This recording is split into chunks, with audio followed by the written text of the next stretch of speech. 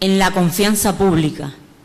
De hecho, las políticas públicas tienen que ser la expresión del rol fundamental de los Estados, a partir de que el Estado tiene que ser el orientador, el gestor, quien planifique el desarrollo, pero en un estrecho vínculo con las masas, con el pueblo, con las comunidades, con el propósito de crear confianza para el entendimiento de este pueblo, de esta masa poblacional, de las pretensiones de ese rediseño de políticas públicas.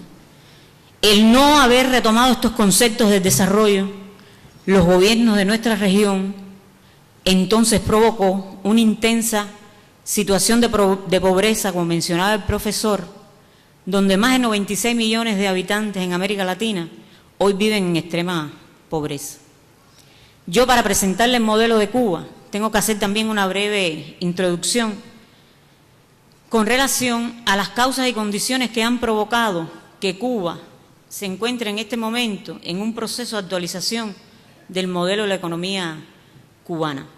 Hay quienes dicen que Cuba va a la privatización y que Cuba va al capitalismo. Yo me siento en el deber, en nombre de mi partido, en nombre de mi país, de mi pueblo, de decirle a ustedes que Cuba va a un proceso de ratificación de sus conquistas nacionales, de su soberanía. Cuba, con esta propuesta, ratifica y patentiza que en la economía cubana va a prevalecer la planificación y no el mercado, aun cuando apliquemos también elementos de mercado, como bien dijo el profesor, porque no podemos desconocer el mercado con sus matices y con las condiciones propias que cada gobierno cree para entonces adentrarse en ese mercado. Más bien, la ley de inversión extranjera, en el caso de Cuba, que les voy a explicar posteriormente. Cuba, en la coyuntura de los 90, se quedó sin relaciones económicas comerciales. Una vez desaparecido el campo socialista, más del 68% de nuestras relaciones económicas comerciales eran con estos países. Nos quedamos desprovistos de ese mercado, sumergidos en una crítica situación a partir de que el bloqueo económico, financiero y comercial de Estados Unidos se aplica a nuestro país desde el triunfo mismo de la Revolución Cubana, lo cual nos ha costado más de 750.000 millones de dólares en la historia de la Revolución. Se imaginarán qué situación tan difícil cuando las propias leyes que fueron promulgadas en la coyuntura de los 90, precisamente para arreciar esta crisis en Cuba, prohibía que Cuba mantuviera relaciones comerciales con entidades que mantenían relaciones con empresas o compañías subsidiarias de la economía de Estados Unidos. A eso se suma la situación tan crítica que se presenta en la economía cubana con los embates de los fenómenos climatológicos, donde cada año somos azotados, como bien muchos de ustedes pueden ver en las imágenes televisivas, por diferentes fenómenos naturales. En los últimos años, pudiera decir del año 1993 a la fecha, Cuba ha tenido más de 25.000 millones de pérdidas por los embates de estos fenómenos climatológicos, donde se incorpora también la férrea sequía. Y si a eso le sumamos también el impacto que en la economía cubana ha tenido la actual crisis económica global, relacionada fundamentalmente con la afectación que ha tenido nuestras importaciones y exportaciones a partir del alza y la subida de los precios, se imaginarán que es bien complejo el escenario para el mantenimiento de la economía cubana. Es entonces cuando el Partido Comunista de Cuba se propuso analizar en el marco del 6º Congreso de nuestro partido el tema económico como esencia para el debate. El tema económico como esencia para el debate, porque también Carlos Marx dijo, retomando esa tesis que siempre la hemos tenido bien latente, que la economía es la expresión concentrada de la política. Y nuestro partido consideró que era el momento y la coyuntura para analizar la problemática económica, porque todas estas condiciones que anteriormente les expliqué nos han provocado un serio déficit de la balanza de pago, constitutivo, por supuesto, de un desequilibrio financiero, por lo cual nos conllevaba entonces hacer un análisis de aquellas medidas que se debían aplicar para ir saliendo de esta situación crítica de la economía cubana. Es entonces cuando se examinan la propuesta de lineamientos para la política económica y social del Partido y la Revolución, contenida precisamente de los conceptos que les expliqué anteriormente. Nuestro proceso irreversible con el mantenimiento de nuestras conquistas adquiridas en el año 59, cuando triunfó la Revolución Cubana. Nosotros en esta propuesta de modelo nos propusimos un grupo de medidas a corto, mediano y largo plazo. Soluciones a corto plazo encaminadas a eliminar el déficit de la balanza de pago con el propósito de lograr un incremento en nuestro presupuesto de las fuentes de ingresos provenientes del sector externo, para lo cual Cuba va a continuar trabajando con la ley de inversión extranjera, porque estos son elementos de mercado que en Cuba no es que se están aplicando ahora a raíz del Congreso. Les expliqué que en la coyuntura de los 90 tuvimos la necesidad de hacer una apertura o hacer una inserción a la economía de mercado, porque ningún país solo se puede desarrollar desde el punto de vista económico. Y en el más largo plazo nos proponemos lograr la autosuficiencia alimentaria. Es un reto bien importante que asume nuestro país, pero la tendencia tiene que ser cumplible, por cuanto la factura que importa Cuba por concepto fundamentalmente de alimentos es muy alta, y una economía que utilice más del 50% de lo que ingresa al presupuesto para desarrollar planes y programas de desarrollo social. ¿Se imaginan cuán complejo es el escenario para su mantenimiento? Cuando a eso se le suman las condiciones adversas que les mencioné anteriormente, en las cuales Cuba tiene que mantener sus conquistas, desarrollar su economía y lograr los niveles de equidad y de igualdad en la población como principio básico del socialismo. Los lineamientos generales especifican claramente que el sistema de planificación socialista continuará siendo la vía principal para la dirección de la economía, de manera que Cuba no va al capitalismo. Cuba va a una actualización del modelo económico sobre la base de la planificación y no del mercado. Esa es la diferencia. No es una economía de mercado, es una economía donde se van a aplicar elementos de mercado por la necesidad que tiene nuestro país, igual que el resto de los países de la región. Ratifico lo que dijo el doctor Gabriel, de estar abierta a las relaciones internacionales, pero sobre la base de nuestras condiciones que les explico posteriormente. El control externo de la gestión se basará principalmente por mecanismos económicos financieros y no administrativos, como anteriormente veníamos aplicando. En el ámbito empresarial. En el ámbito empresarial, antes de llegar al ámbito empresarial, yo quiero darle algunos elementos. Miren, para que ustedes tengan una idea, cuando hablamos de democracia. Yo hablé ya de factores externos, hablé de problemas macro, hablé de problemas o de lineamientos que pretendemos lograr su objetivo en el mediano o largo plazo. Y les voy a dar un dato para que ustedes se den cuenta qué importante es el proceso de consulta para lograr esas políticas públicas que diseñan nuestros gobiernos, el cumplimiento de ellas, para lograrlo, ese debate con la población, ese nivel de intercambio y de relación. La dirección del partido creó comisiones, y me atrevo a explicarlo antes del tema empresarial, porque es el tema donde mayormente se van a presentar, como ustedes verán, las propuestas de cambio en el modelo de actualización, y quisiera que ustedes tuvieran este elemento, porque la mayoría de estas propuestas surgieron precisamente del debate.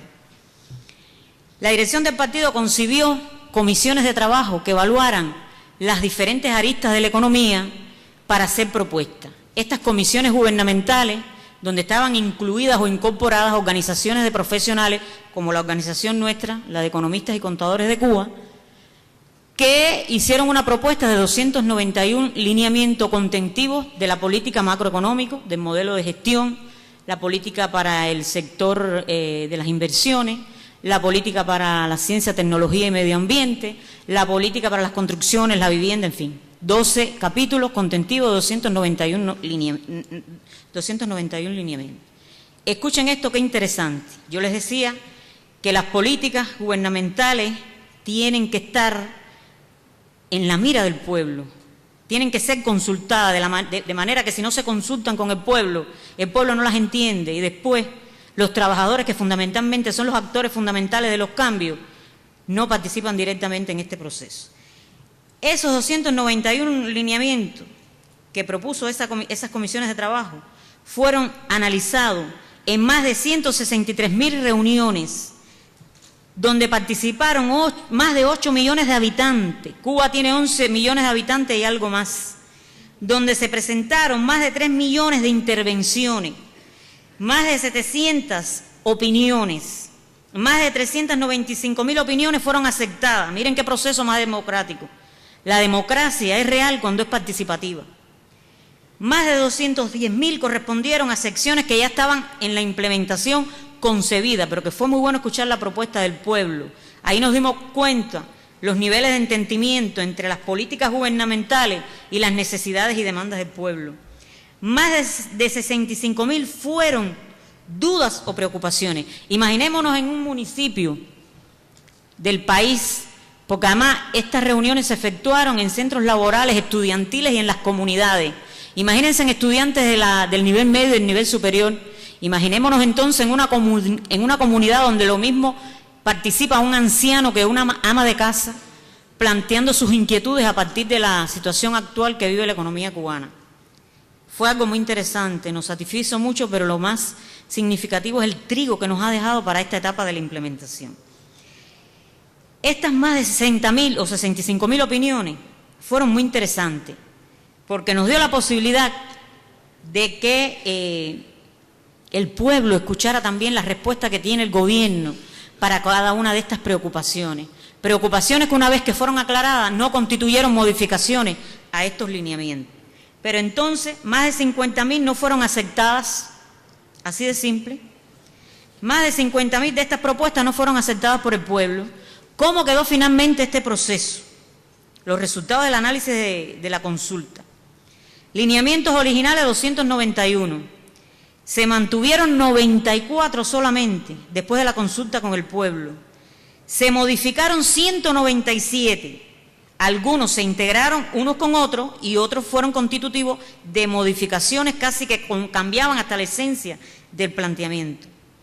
Integrados con otros lineamientos, 16, y se incorporaron 36 nuevos lineamientos, fundamentalmente los relacionados con el ámbito empresarial y los cambios que el pueblo quería ver en función de lograr una empresa más eficiente. Finalmente llegamos a la versión de 313 lineamientos de 291 versión inicial, lo que representa un 8% de incremento a partir de la consulta y el diálogo con el pueblo.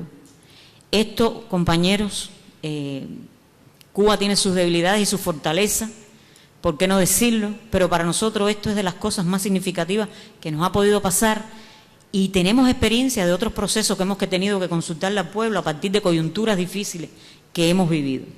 ¿En qué consisten estas medidas fundamentalmente? Los cambios nuevos que se están produciendo en nuestro modelo. Repito, con el mantenimiento de nuestras conquistas, sectores que son conquistas que no van a cambiar en lo absoluto, se mantienen los servicios básicos a la educación, a la salud, a la cultura, al deporte, los servicios básicos de asistencia social que les dije ahorita que representan un 50% del Producto Interno Bruto. Bueno, pues las empresas pagarán a los municipios un tributo territorial, tributo que hoy le está dando liquidez a los gobiernos para desarrollar infraestructura y programas de desarrollo local. Nada de lo que les voy a expresar aquí existía anteriormente.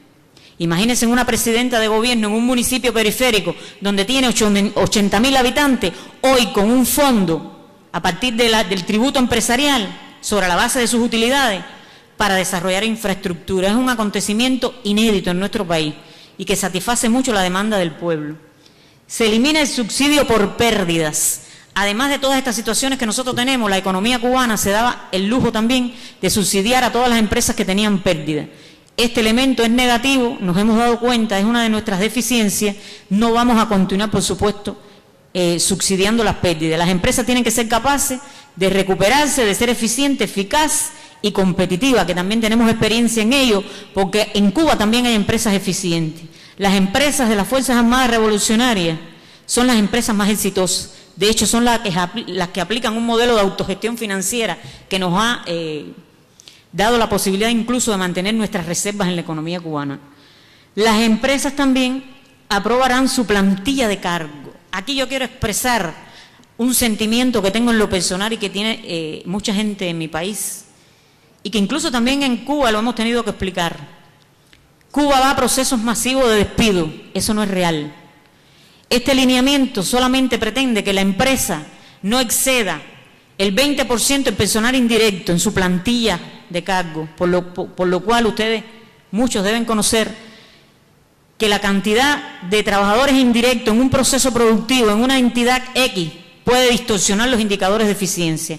Este es un elemento negativo que existía en la empresa estatal cubana y que con esta medida debe quedar resuelto. Es real que cuando se hace un ajuste en la plantilla queden disponibles un grupo de compañeros, pero más de 1.400.000 trabajadores no quedan sin empleo. En Cuba nadie está desempleado, porque en Cuba hay sectores que demandan fuerza laboral, sectores como la agricultura, sectores como la construcción, sectores del comercio y la gastronomía, donde un importante número de estos trabajadores se han reorientado ya en la actualidad. Las finanzas de las empresas no podrán ser intervenidas por las empresas y recibirán financiamiento del presupuesto del Estado. Y no recibirán. Imagínense ustedes que este es un mecanismo negativo que aplicamos en la economía por situaciones coyunturales como los embates climatológicos que yo les mencioné. Hubo en algún momento que tomar una decisión y se utilizó la liquidez de la empresa, la liquidez muchas veces que no teníamos en la Caja Central del Estado por resolver una situación determinada, pero realmente nos dimos cuenta, además fue un reclamo de nuestros trabajadores, que las finanzas de la empresa hay que respetarlas. Busquemos la solución en otro lugar, pero esa hay que respetarla. Las empresas a partir de las utilidades podrán crear fondos para la estimulación a los trabajadores. Es un elemento que no aplicábamos, es un elemento que el Che hablaba mucho de eso, nuestro guerrillero heroico. A partir de este lineamiento, nuestras empresas podrán redistribuir utilidades en la medida que sean capaces de generarla en los trabajadores. La tendencia entonces sería a incrementar salarios. Los salarios en Cuba son bajos, es real. Son bajos y no satisfacen muchas veces la demanda en términos de que el hombre piensa como vive, y también el hombre muchas veces quiere lujo, quiere un auto moderno, quiere en fin otros medios y otras condiciones, no los tiene. Pero el salario en Cuba también tiene un valor agregado que muchas veces no sacamos esa cuenta, y eso es una cuenta matemática. El salario promedio de 475 pesos que devenga un ciudadano cubano, el valor agregado que tenemos que atribuirle a ese salario medio son los gastos por concepto de salud, educación, donde cualquier familia en Cuba tiene 4 licenciados, 3 médicos, un abogado. Que ningún ciudadano gasta un centavo de su salario para los servicios de salud y educación, para los servicios de cultura y deporte. Cuba es un ejército deportivo y también lo es potente en el ámbito cultural. Sin embargo, son sectores subsidiados. Ustedes conocen el Ballet Nacional de Cuba, es uno de los más famosos y cotizados. Sin embargo, es subsidiado. Después les voy a explicar que ellos también tendrán posibilidades de redistribuir sus utilidades. Ellos actúan en Estados Unidos y no pueden cobrar los espectáculos, pero en otros países sí. Entonces ese mecanismo tenemos que crearlo también, porque son condiciones que hoy no teníamos en la economía, y el aporte por ese ingreso iba al presupuesto. Sin embargo, son subsidiados porque el salario de todo ese personal en las distintas manifestaciones culturales y deportivas en Cuba es subsidiado por el gobierno. Se crearán cooperativas de primer grado como una forma socialista de propiedad colectiva en diferentes sectores. Aquí también hay una diferencia, porque nos han dicho Cuba va a la privatización. No, Cuba va a utilizar nuevas formas de producción no estatales. Una de ellas es el trabajo por cuenta propia, que fue un producto de la coyuntura de los 90, donde muchos compañeros se quedaron sin empleo y hubo que hacer una apertura del trabajo por cuenta propia. Cuando se aprobaron estos lineamientos, teníamos en Cuba 70.000 trabajadores por cuenta propia, con una ley aprobada. Hoy, a la vuelta de 3 meses, ya tenemos en Cuba 200.000 trabajadores por cuenta propia. de manera que ese 1.000.000 y algo más de trabajadores que quedan excedentes en sus centros laborales también tendrán la posibilidad de ser reubicados en este sector de trabajo no estatal. Definen estos trabajadores a través de las cooperativas. Un elemento es el trabajo por cuenta propia y otro elemento es el sector cooperativo.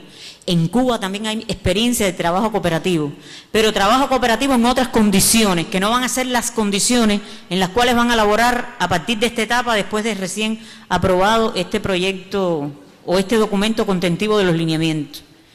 La creación de cooperativas en Cuba aún no ha comenzado porque se está trabajando precisamente el cuerpo legal que posibilite el desempeño de esta nueva forma de empleo no estatal.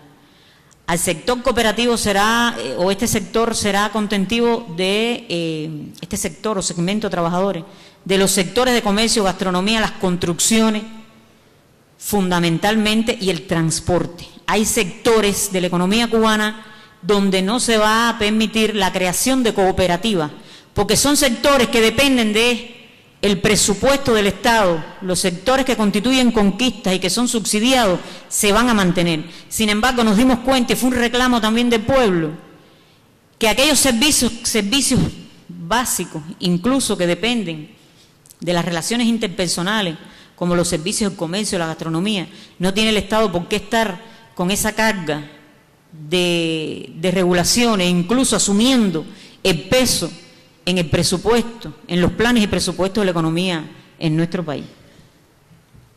Se pueden acordar también la constitución de cooperativas de segundo grado.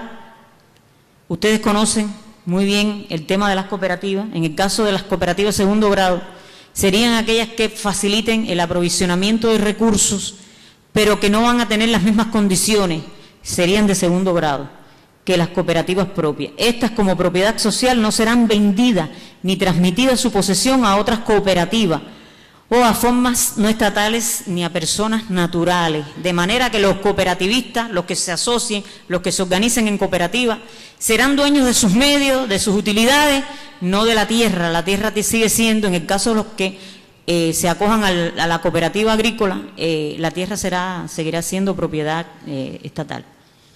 Y estas cooperativas podrán mantener relaciones con otras cooperativas, entidades estatales, no estatales y la población. Hemos tenido una debilidad en el desempeño de la economía, y es el hecho de que a la vuelta de un hospital o de una escuela hay un ciudadano que tiene una porción de tierra y él produce sus producciones X y no se las puede vender a la escuela, no se las puede vender al hospital, no se las puede vender a la empresa. Tienen que pasar por un mercado estatal. Y cuando llegue ese producto al lugar, ya ese producto llega con baja calidad. Este lineamiento, que fue un reclamo del pueblo, debe resolver esta problemática, de manera que estos productores podrán vender directamente a estas instituciones, incluso a la población, sin tantas trabas y regulaciones que, como dijo el general de ejército, la cantidad de disposiciones y de regulaciones muchas veces provocan ilegalidades en el desempeño de la economía.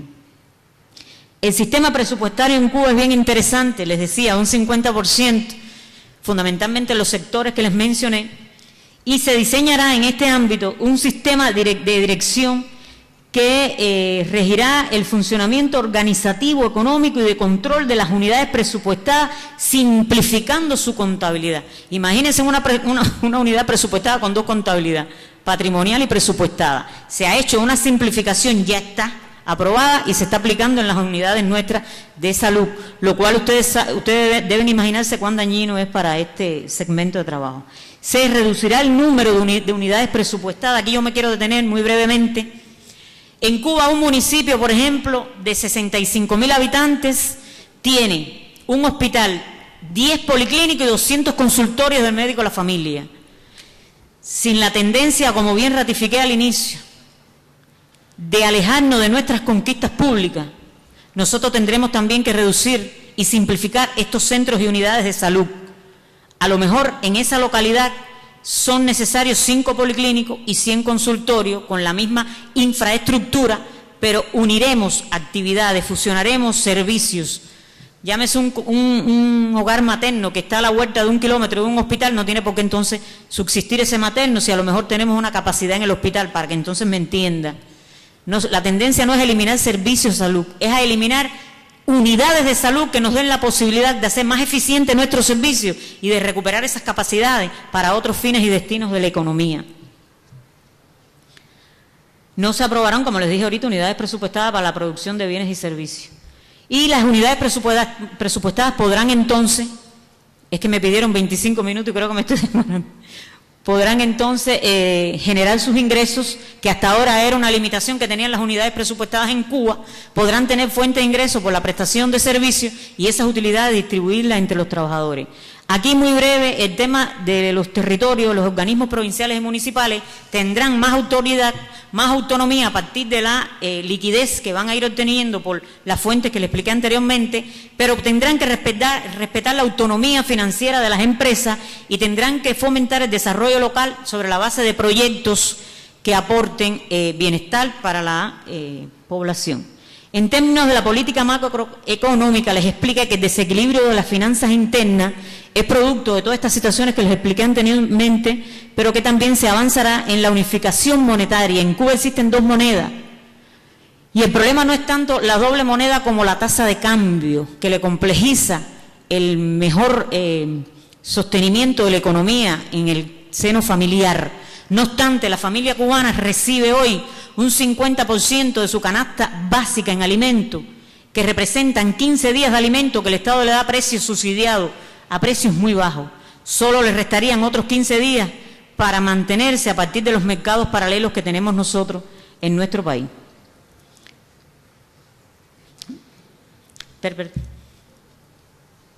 Política. Bueno, en el caso de los gastos en la esfera social se irán reduciendo en la medida que nosotros hagamos este tipo de fusión que les expliqué y estudiaremos medidas que contribuyan a eliminar los subsidios a las exportaciones y a los productos que sustituyan importaciones. De manera que, como les expliqué, los embates de la crisis global y su impacto directo en las importaciones y las exportaciones tendrán o se verán beneficiados a partir de que nosotros podamos lograr este objetivo. En el tema de la política externa, les dije que nosotros tenemos una ley para la inversión extranjera. La empresa estatal cubana, que ahorita les hablé, hoy día está pasando por una situación crítica por cuanto carece de inversión para crear capacidades productivas y a ello se le suma la obsolescencia en el equipamiento que fue provisto de los antiguos países socialistas, nuestras relaciones como ustedes conocen, y les expliqué, situación que se nos complejiza. Hoy hay muchas empresas que su equipamiento se está aplicando gracias a la tecnología y a la inversión de nuestros innovadores y racionalizadores, porque nuestro país no tiene liquidez presupuestaria para hacer inversiones en cada una de estas empresas que tienen que adolecen de estos adelantos de la ciencia y la técnica. En el caso de la política económica externa, les decía, esta ley, aquí es la diferencia de crear políticas públicas que respondan a los intereses del pueblo, a los intereses sociales, de las comunidades. Miren, la ley de inversión extranjera tiene que existir lo mismo que el socialismo que el capitalismo. O la inversión, la cual debe constituirse después en una ley, que es la ley que existe en Cuba. Si nosotros no condicionamos el mercado, nosotros como país o gobierno no condicionamos el mercado a las condiciones internas y a las características específicas de cada país, entonces sucede lo que ha pasado en muchos de los países de la región. Los procesos masivos de privatización van a la transnacionalización de la economía, el Estado pierde el control de la economía, se pone en manos del inversionista estatal, los inversionistas nacionales pierden espacio para la competencia en el mercado y el capital va volátil. El capital se traslada ¿hasta dónde? Hacia los bancos europeos y americanos. Dejamos a nuestras economías desnutridas, dejamos a nuestros bancos sin liquidez. Ya me queda muy poco.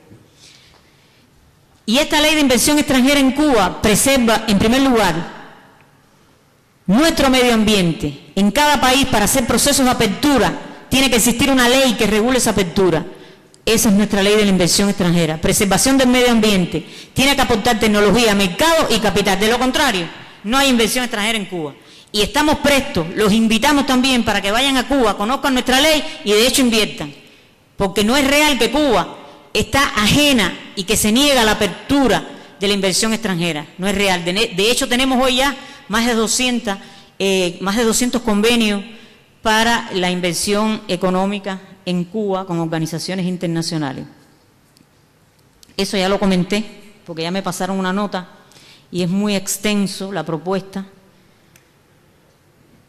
Tampoco tengo que reafirmar lo que ya les dije, continuar preservando nuestras conquistas con esta propuesta en términos de educación, porque ya Salud le expliqué, en términos de educación, la tendencia de uno de los lineamientos es reducir la matrícula en las carreras de nivel superior, porque en Cuba todo el mundo tiene acceso a una carrera universitaria, y la tendencia en los próximos años debe ser acondicionar la matrícula al nivel superior en términos de condiciones y demanda de la economía interna.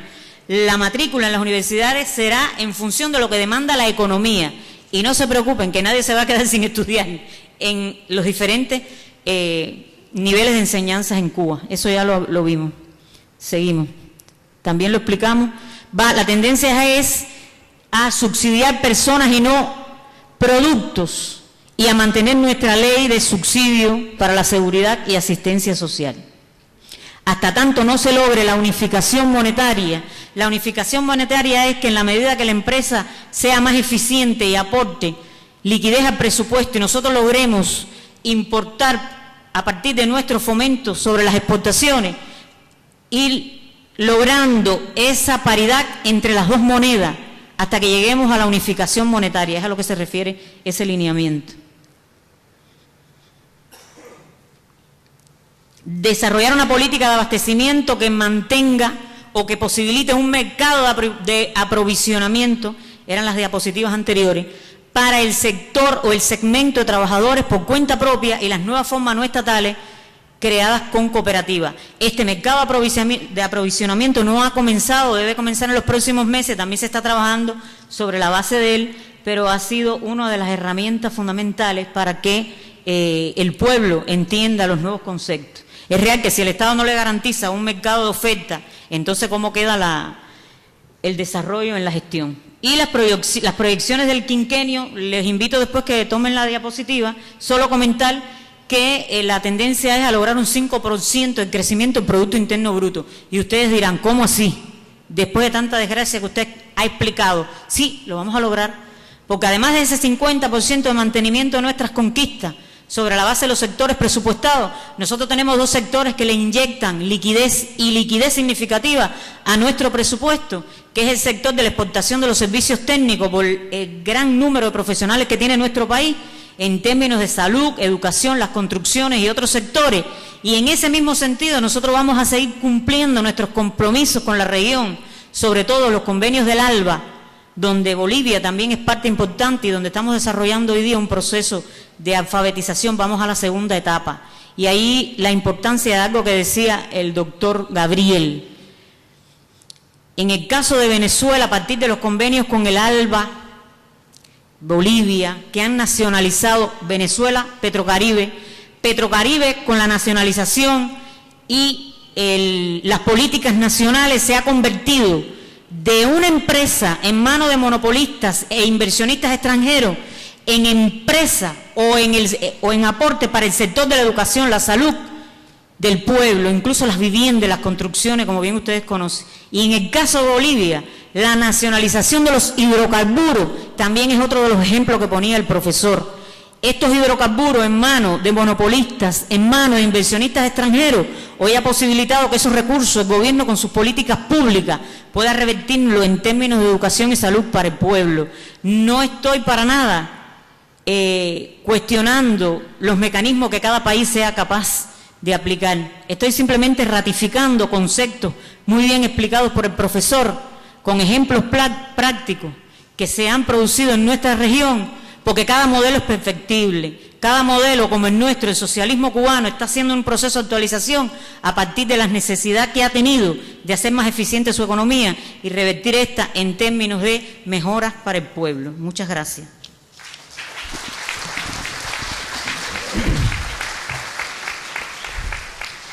Muchas gracias, Raquel, por compartir con nosotros el curso del desarrollo en Cuba. A continuación vamos a cederle la palabra a Fernando Martín Jaime, de Argentina. Él es un académico graduado en la Flaxo, doctor en investigación y en ciencias políticas, docente y fundador de Instituto de Investigación sin lente ya no leo esto. No, fundador no, director. Director del Instituto de Investigación, perdón. Por favor, le cedo la palabra al nuevo panelista. Bueno, muchas gracias a todas y a todos. Buenas noches. Primero quiero agradecer a todos los organizadores, ¿no? A los 3 organizadores principales, al PNUD, a la Fundación, al Tribunal Electoral Superior, ¿no? Y a todos los otros organismos que también acompañaron la idea, el armado y la implementación de este seminario. Ser el último ponente tiene más bien desventajas que ventajas, digamos, ¿cierto? Ya estamos todos cansados, tenemos ganas de ir al vino de honor que nos dan después, digamos, ¿cierto? A brindar y descansar un poco. Y seguramente la mayoría de las cosas y los conceptos que voy a afirmar yo ya fueron dichos, ¿no?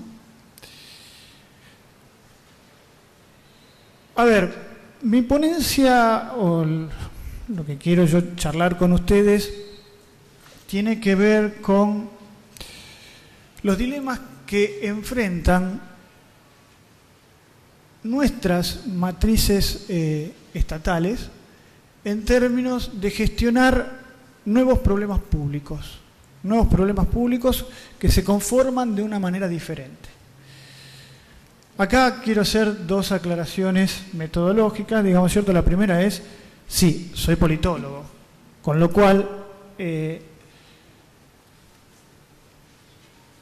yo no pude escuchar todas las otras ponencias, digamos, ¿cierto? Pero las dos ponencias que me precedieron sí las pude escuchar y tienen una fuerte mirada económica centrada sobre los modelos de desarrollo, cosa que de alguna manera para mí es un supuesto previo, digamos, ¿cierto? A mí lo que yo voy a tratar de establecer es en qué medida, digamos, ¿cierto?, los sistemas de gestión se transforman en un condicionante en vistas a generar mecanismos de desarrollo sustentable. La segunda observación metodológica tiene que ver con el tema de la comparación. Yo voy a hablar en general de Latinoamérica, pero mi ponencia no es una ponencia basada en una matriz de comparación que nos permite tratar de establecer las diferencias y similitudes que existen en torno a nuestras matrices, sino básicamente voy a hablar a partir de algunas externalidades que uno puede analizar a partir de los casos nacionales, ¿no? A ver, como punto de partida yo diría que nuestras matrices estatales están en un proceso de transición, muy fuerte, digamos, ¿cierto? Uno puede hacer un recorrido en donde ve cómo hasta la década del 70 se conformaron matrices estatales de distinto tipo, digamos, ¿cierto? Uno podía dividir, o distintos autores dividieron y analizaron la realidad matricial, o sea, la realidad entre un sistema político, el Estado, y un sistema social, de diversa manera, digamos, ¿no?